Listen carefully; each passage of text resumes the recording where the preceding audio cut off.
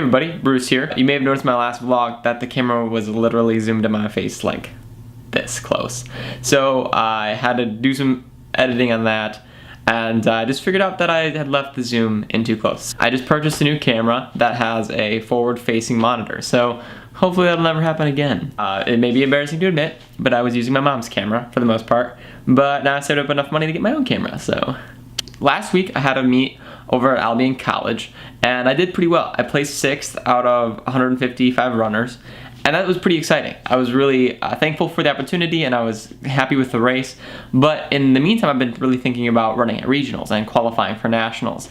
It's been a goal of mine since the beginning of the season, and really since the beginning of my college career. I've been thinking about how I evaluate myself. I find a lot of times that we evaluate ourselves as humans based on numbers. Now, using numbers as a means of evaluation isn't a bad thing. It's absolutely necessary. We need numbers. We need them to see who's struggling in a class and who's excelling in a class. If we think about it, we can't find where the economic problems are if we don't have some sort of measurements process. I feel that I spend a lot of my time evaluating myself based on numbers. How many people watched my vlogs, how fast I ran a race, what my grade was, how many friends I have, and if I plan an event, how many people show up.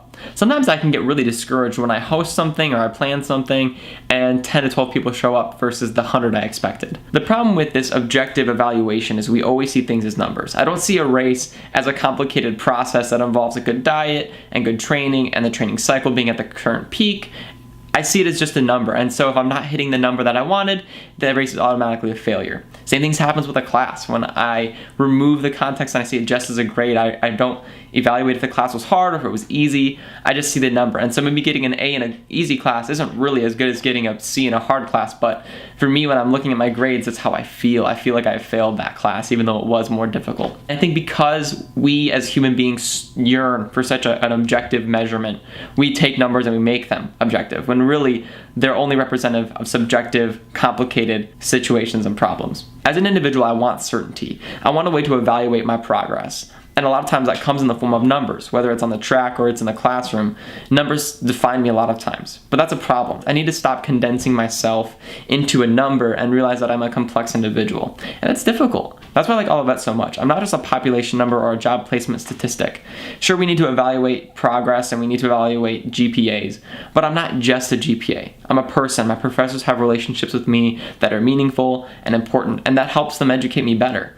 I don't know how a professor in a 500-person lecture can teach as effectively as my professor in my 20-person lecture.